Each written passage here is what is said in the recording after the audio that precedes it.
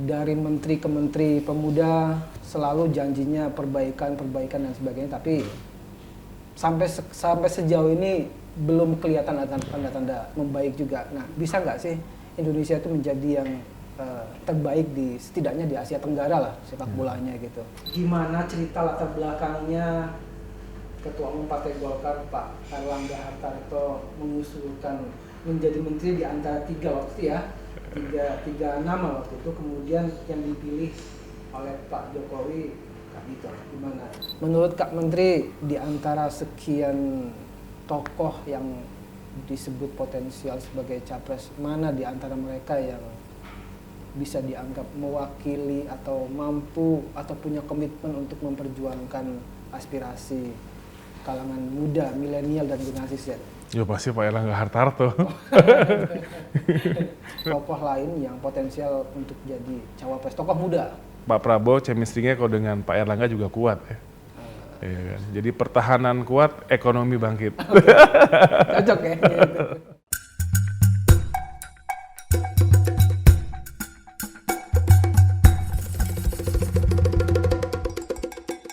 Pertama kali sejak Orde Baru, Menteri Pemuda dan Olahraga dijabat oleh seorang yang masih sangat muda. Kemunculannya juga cukup mengejutkan, tidak hanya karena usianya masih muda, tetapi juga profilnya yang belum banyak orang mengetahui. Tetapi yang terpenting sebetulnya bukan hanya usianya, melainkan juga kinerjanya, serta apakah dia mampu membuat terobosan-terobosan penting, sebab banyak pekerjaan dan tugas yang mesti segera diselesaikan, apalagi waktunya tidak banyak, bahkan sangat sedikit. Mengapa Presiden Jokowi mempercayakan tugas dan tanggung jawab sedemikian besar kepada seseorang yang masih cukup belia?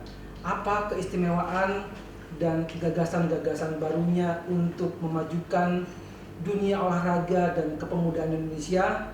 Saya Arif Dayat, simak obrolan saya dengan Aryo Bimo Nandito Aryo Tejo, Menteri Pemuda dan Olahraga Republik Indonesia.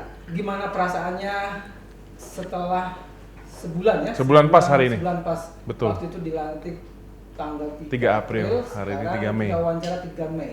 Alhamdulillah, adaptasinya cukup lumayan karena ya biasanya kita sehari jadwal itu maksimal di 4 mungkin ya. Kalau sekarang kita bisa mentokin di 15. Jadi dari pagi sampai tengah malam. Karena kan memang ketika sehabis dilantik kita banyak sekali yang harus kita persiapkan.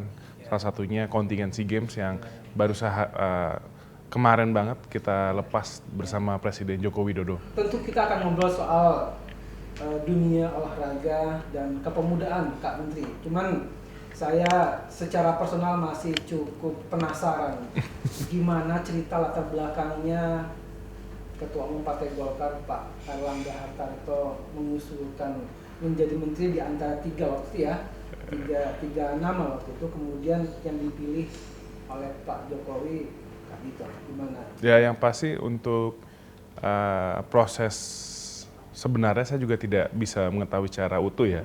Ya yang pasti kan memang kebetulan Menteri Pemuda dan Olahraga itu perwakilan Partai Golkar untuk portfolio di kabinet, dan senior kita Bang Z.A mundur, makanya diminta Bapak Presiden penggantinya itu berasal dari yang sama. Dan Pak Airlangga mengajukan 3 nama anak muda. Salah satunya saya, dan ya kebijakan Bapak Presiden dan Pak Airlangga lah akhirnya saya bisa dilantik. Jadi untuk alasannya juga saya tidak bisa tahu secara detail. Kemarin Pak Jokowi menyatakan memberikan target di atas raihan capaian SEA Games di Vietnam. Jadi waktu itu targetnya di atas 69 berarti kan, kalau bisa naiknya peringkat dari 3 ke 1 atau 2 berarti. Sementara Kak Menteri targetnya di bawah itu 60. Kok bisa targetnya di bawah capaian yang lalu? Jadi sebenarnya untuk target medali itu sebenarnya kita hitungnya tuh bukan di medali sebenarnya Mas, tapi di peringkat. Nah, dengan 60 medali di SEA Games Kamboja itu sebenarnya kita menduduki peringkat ketiga harusnya.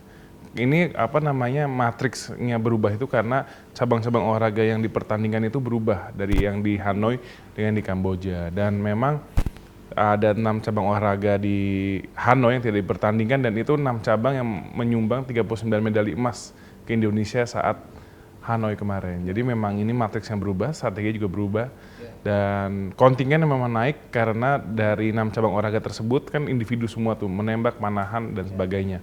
Dirubah menjadi pertandingan bergu. Jadi ya signifikan lah naiknya. Seberapa optimis Kak Menteri target yang dipatok Pak Jokowi itu tercapai? Kita berani janji ke Presiden baru mempertahankan, tapi ya karena perintah Presiden itu dan juga motivasi tambahan Presiden itu harus naik, ya kita maksimal lah. Jadi kita sebenarnya optimis karena dari SEA Games saat di Hanoi sudah menerapkan yang namanya pertama sport science, kedua juga tim review yang terdiri dari KONI, KOI, Kemenpora, dan juga akademisi dan para pakar. Dan waktu dari hasil SEA Games di Hanoi, itu terbukti hasil dari tim review tersebut tidak meleset jauh. Jadi harusnya kita di Kamboja ini insya Allah meleset, tapi melesetnya ke atas. Cabang olahraga apa aja yang diandalkan untuk? Ya pastinya yang nomornya banyak itu atletik, berenang, badminton, dan apalagi kemarin ya, wushu. Wushu. Kita kan kalau wushu itu biasa unggul di SEA Games, Asian Games. Insya Allah lah. Pencak silat juga, jangan lupa. Ada semacam opini publik bahwa berapapun capaian medali, yang penting sepak bolanya menang. Gitu. Nah, ini sepak bola ini gimana? Targetnya, optimismenya gimana? Ya, kalau optimisme pasti targetnya dan potensinya tuh medali emas. Kalau dari sisi grup harusnya lebih bisa masuk final. Pak Ketum PSSI juga sangat optimis. Saingan dengan tuan rumah ini kan pasti berusaha sangat keras untuk memenangkan terbanyak medali. Pasti, gitu. Itu kan makanya dampaknya itu banyak sekali cabang olahraga yang tidak dipertandingkan. Panahan, menembak, catur, potensi 39 medali emas. Ya kita kan juga seperti itu kalau kita jadi tuan rumah SEA Games. Tapi dari segi jumlah kontingen mungkin itu bisa diharapkan dapat menggenjot lah ya. Menggenjot, jadi memang setelah kita otak-atik, makanya itu baru kita umumkan hampir minggu ketiga saat saya menjabat, karena saya dari awal ingin ini ditelusuri dan disisir dengan baik. Dan ketemulah angka aman di 60 medali dengan potensi peringkat nomor 3 alias mempertahankan posisi kita di SEA Games sebelumnya. Itu hitungan awal setelah diingetin Pak Jokowi ya, maksimal. Digas lagi berarti. Digas lagi, harus berani.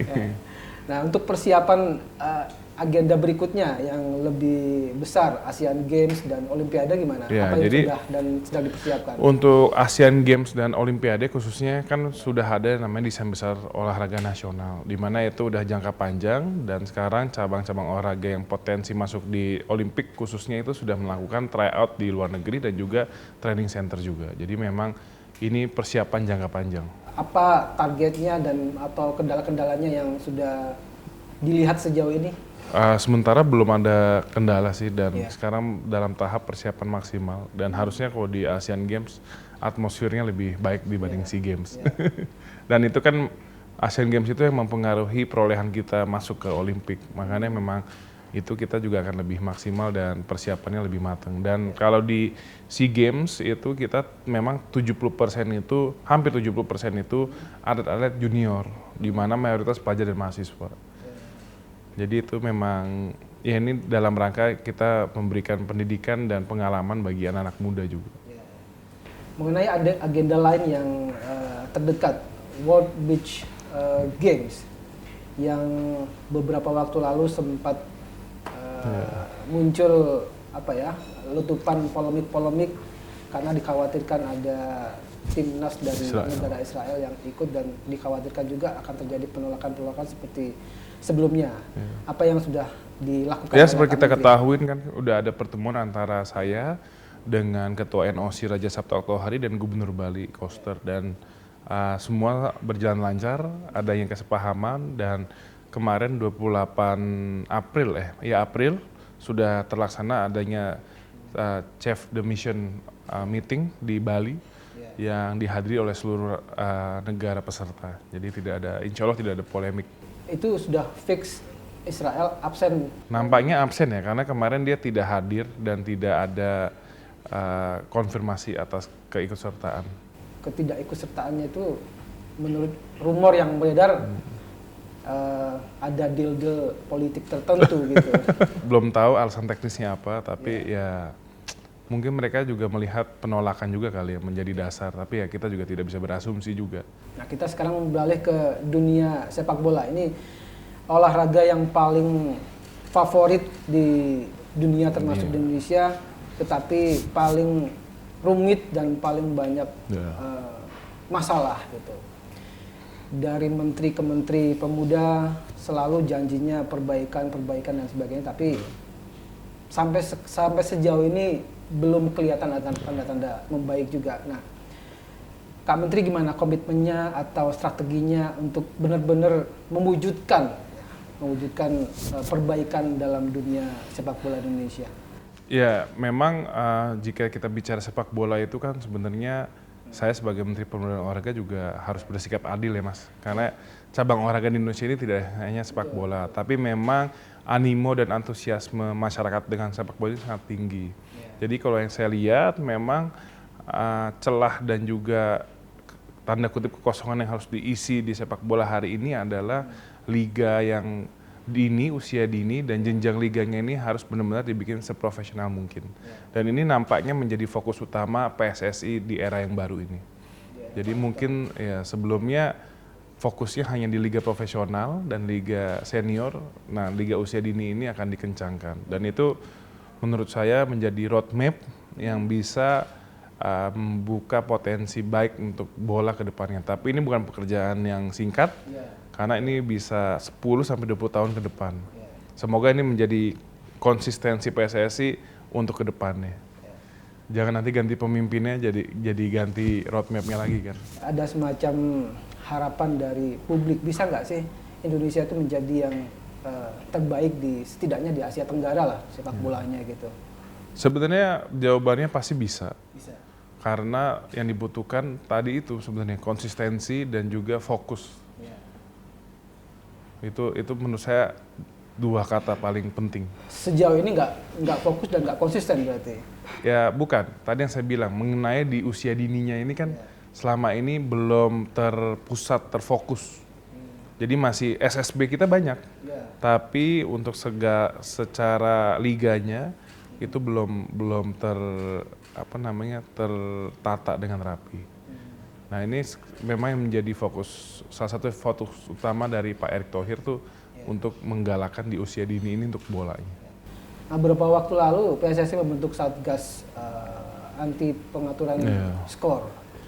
Ini menurut Kak Menteri secercah harapan atau gimmick aja sih sebetulnya ini? Ya, jadi memang kan ini kompleksitasnya tinggi, tapi ini merupakan langkah politik yang saya rasa untuk seorang seperti Erick Thohir ini harusnya dia peduli dengan result oriented. Jadi saya rasa harusnya komitmen dari Ketum PSSI ini akan dipertaruhkan di Satgas ini. Jadi harusnya sih maksimal ya Mas. Ada kabar juga Indonesia sedang mengupayakan untuk menjadi tuan rumah Piala U17. Ini sejauh mana peluangnya? Sampai detik ini kita koordinasi dengan Pak Erick Thohir itu sebenarnya belum ada pembicaraan dengan FIFA. Kayaknya nampaknya PSSI lebih akan fokus mempersiapkan atlet-atlet muda dan timnas-timnas. Selain sepak bola, ada cabang olahraga lain yang populer di Indonesia yaitu bulu tangkis. Nah, menurut Kak Menteri, dunia bulu tangkis Indonesia ini apakah ada yang perlu diperbaiki atau sudah cukup berdasarkan prestasi-prestasi yang ada sekarang? Jadi kalau bulu tangkis ini menurut saya salah satu olahraga yang dari skala pembinaannya dan juga kompetisinya itu berjalan dengan baik ya. Jadi memang yang harus diperbaiki mungkin dari sisi industrinya justru. Karena kalau dari pembinaan dan pembibitan nampaknya ini sangat potensi karena kita selalu juara di mana-mana, tapi mungkin untuk kesejahteraan atlet kedepannya ini sektor entertainment dan industrinya di badminton ini harus kita pikirkan biar lebih menjadi menjadi mensejahterakan baik dari pelatih, atlet dan juga klub-klubnya juga. Nah soal ekosistem itu, Kak Menteri diamanati 3 poin penting. Salah satunya adalah membangun atau mengembangkan ekosistem industri olahraga nasional oleh Pak Jokowi. Ini bukan pekerjaan yang setahun 2 tahun kelar ya, ini kerja jangka panjang. Sementara Kak Menteri masa kerjanya, masa tugasnya hanya sampai 2024. Apa strateginya untuk mewujudkan jadi Pak Jokowi?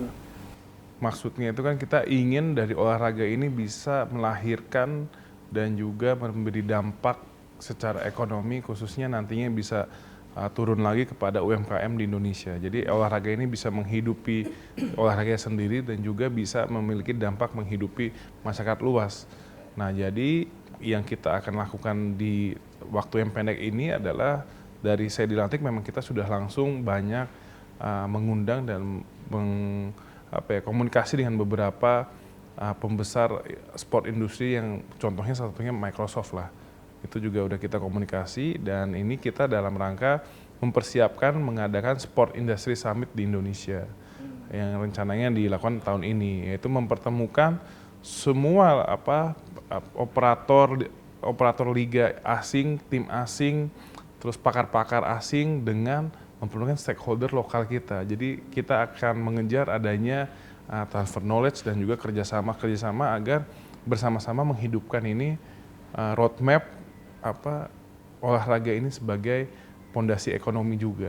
Ya mungkin ini hanya dianggap orang ini hanya event dan juga hanya seremonial, tapi tidak. Ini justru awal mulanya pengembangan olahraga kita ini ke arah industri. Dari mana itu?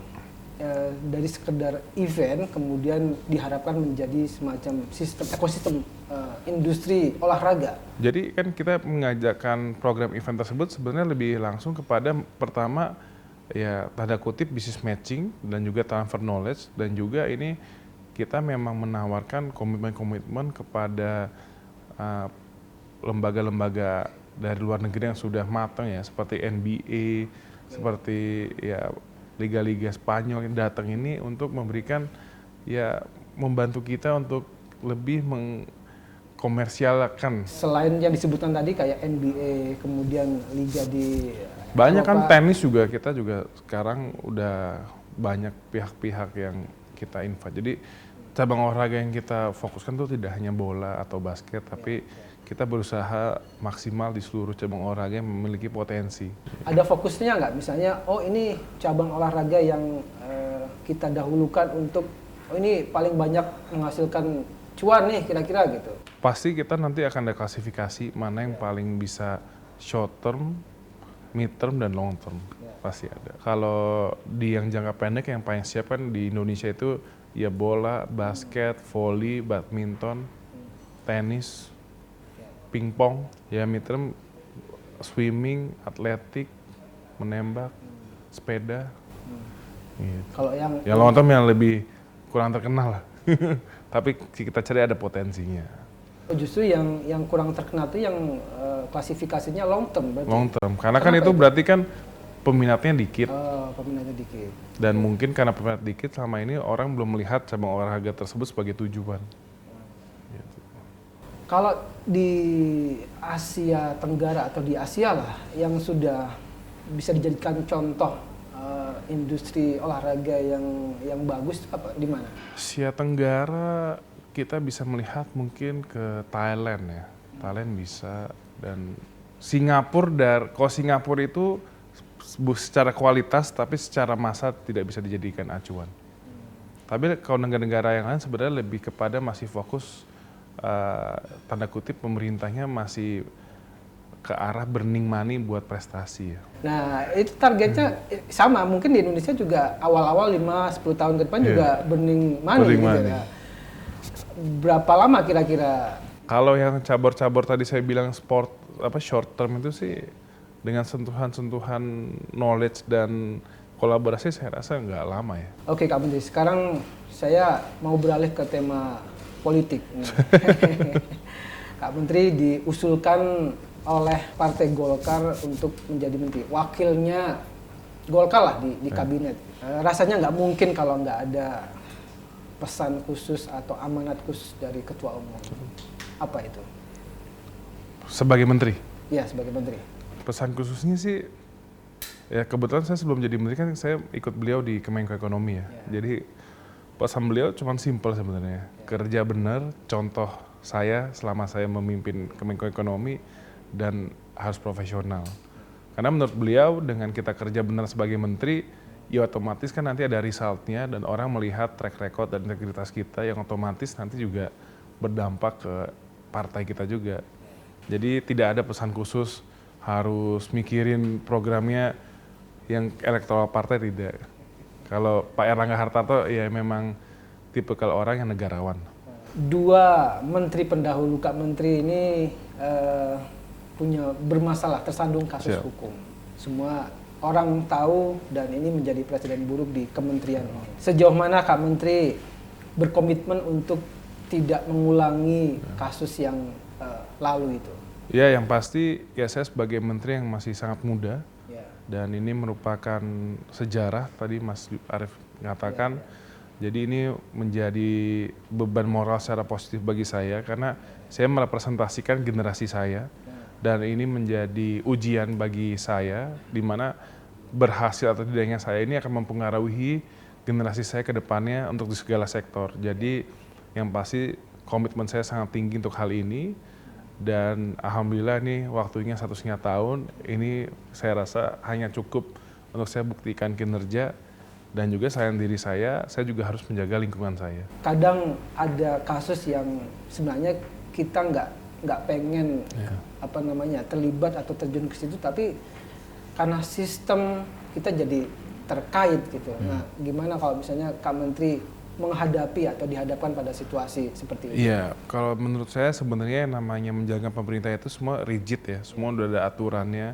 Sebenarnya kan pemerintah itu sudah menyediakan yang namanya inspektorat, keirjenan, bahkan ada yang internal pemerintah, ada BPKP juga. Jadi memang, dan kejaksaan juga ada. Jadi setiap yang saya rasa ini ada potensi dan agak sensitif ya kita tidak ada salahnya kita selalu meminta opini secara resmi. Kak Menteri bisa dibilang mewakili generasi muda, generasi milenial atau generasi Z. Ini tema yang selalu didengung-dengungkan setidaknya dalam 10 tahun terakhir lah. Milenial, generasi Z dan lain-lain sebagainya. Cuman sejauh yang saya lihat sebatas komoditas politik, cuman untuk jualan politik aja, tapi tidak banyak kebijakan politik pemerintah yang benar-benar merepresentasikan aspirasi kalangan muda. Kak Menteri sebagai anak muda mungkin bisa memberikan kebijakan pemerintah ini lebih berpihak pada mereka. Saya mungkin berbicara sebagai dua ya Mas, sebagai Menteri Pemuda dan juga sebagai kader partai ya. Pertama sebagai Menteri Pemuda, kita melihat komitmen Bapak Presiden Jokowi Widodo itu sangat tinggi terkait dengan pengembangan pemuda khususnya anak muda. Ya kita bisa lihat ada 2 peraturan presiden yang tahun ini dikeluarkan, dari 2022 malah. Itu ada peraturan presiden terkait pelayanan sektor kepemudaan tingkat nasional, koordinasi pelayanan pemuda sektor tingkat nasional, peraturan presidennya.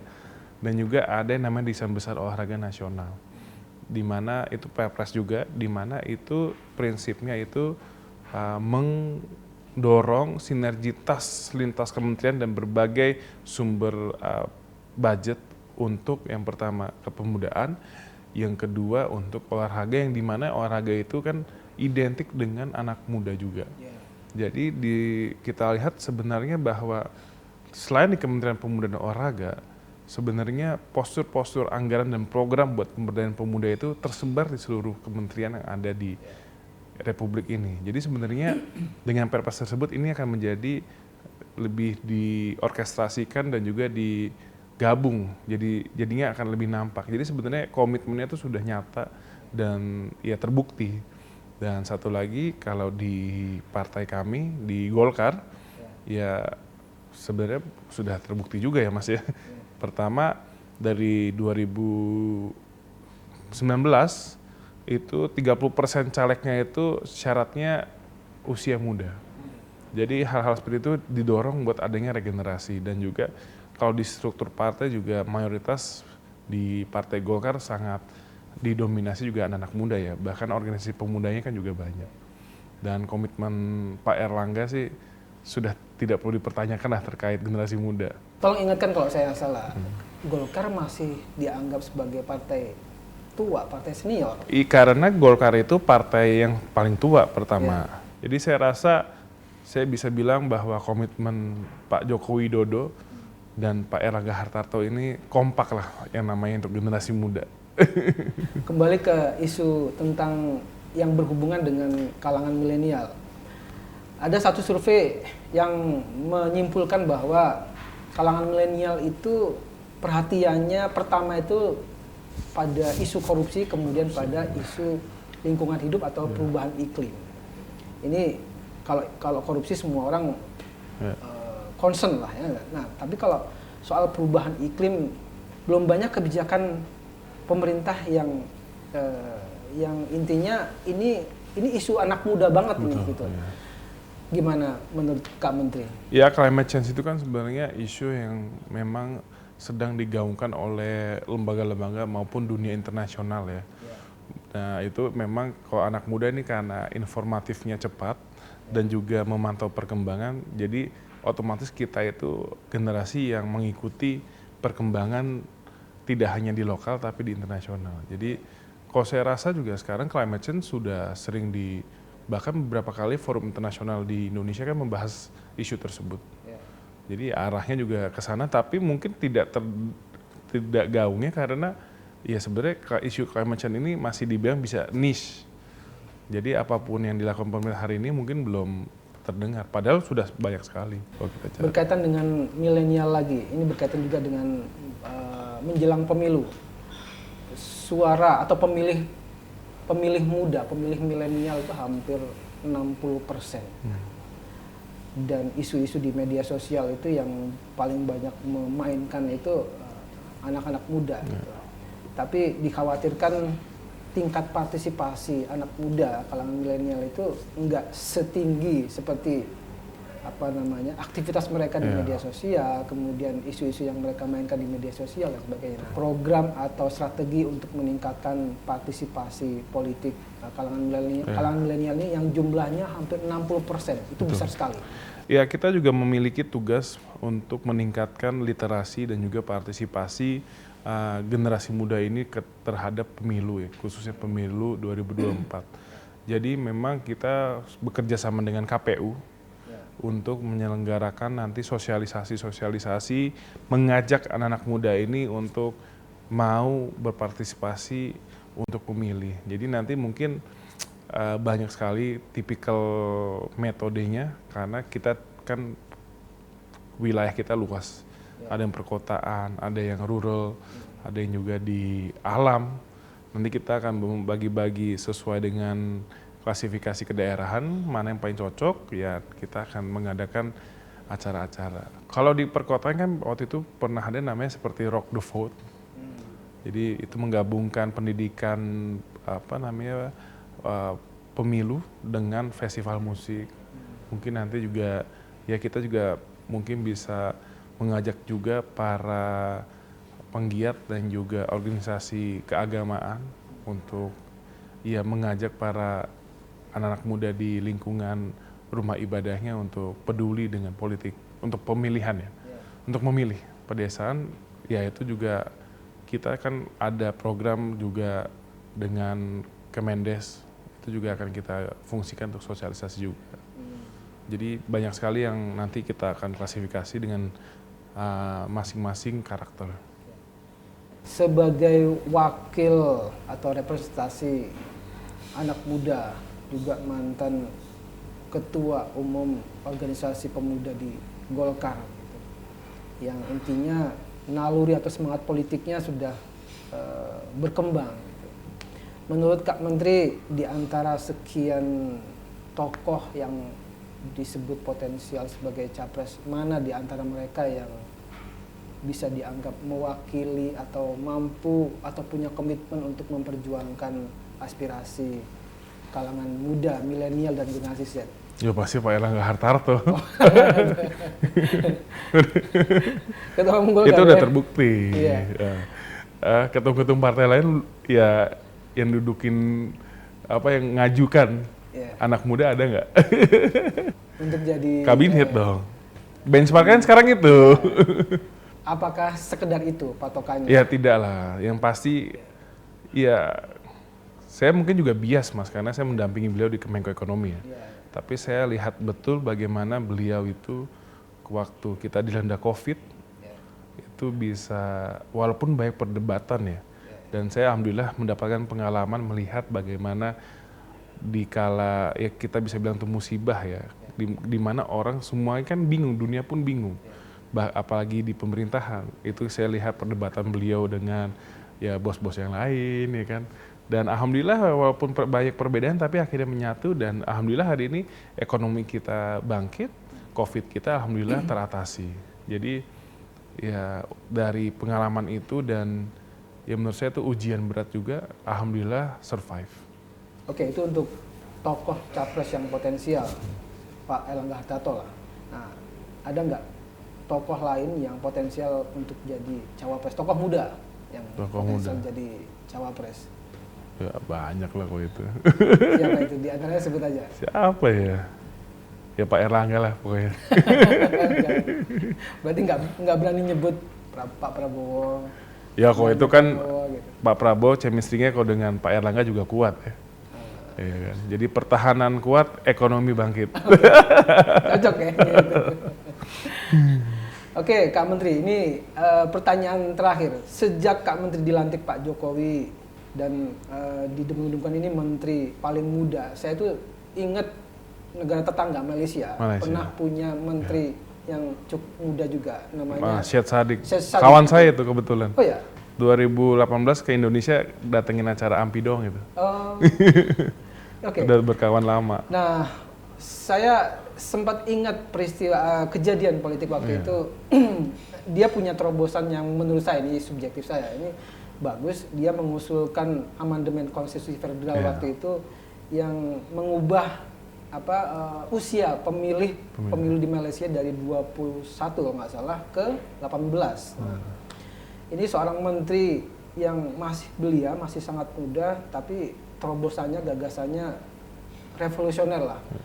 Gimana nggak revolusioner, itu mengubah konstitusi negara federal waktu itu. Nah, Kak Menteri punya gagasan seperti itu nggak? Apa yang bisa diwariskan ketika Kak Menteri nanti selesai menjalankan tugas 2024, tapi ada sesuatu yang diwariskan? Gitu. Ya pasti, mungkin kalau saya bukan ke arah politik merubah usia, syarat usia mungkin ya, tapi yang saya ingin mewariskan, yang memastikan ya nantinya, makanya ini kan dalam 1,5 tahun. Dalam 1,5 tahun ini yang saya bisa lakukan adalah ya mere-engineer Kemenpora ini. Saya memastikan ketika saya meninggalkan Kemenpora ini, untuk selanjutnya Kemenpora ini udah berjalan yang relevan dengan anak muda.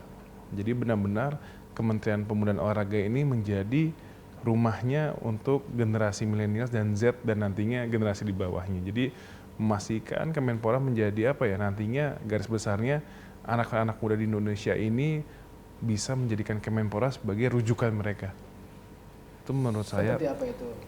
Konkretnya? Bentuk konkretnya nantinya anak muda itu bisa nyari jawaban tentang kehidupan di Kemenpora. Itu masalah pekerjaan, masalah karir. Kalau udah karir bagus, pekerjaan bagus, jadi pemimpin bagus, jodoh kan datang dengan sendirinya, Mas. Oke, terima kasih Siap, Kak Mas. Menteri atas kesempatannya dan ngobrol-ngobrolnya yang cukup panjang tadi. Sekian Tifanian obrolan saya dengan Kak Menteri Dito Aryo Tejo, Menteri Pemuda dan Olahraga Republik Indonesia. Tonton terus di interview episode-episode berikutnya. Sampai jumpa.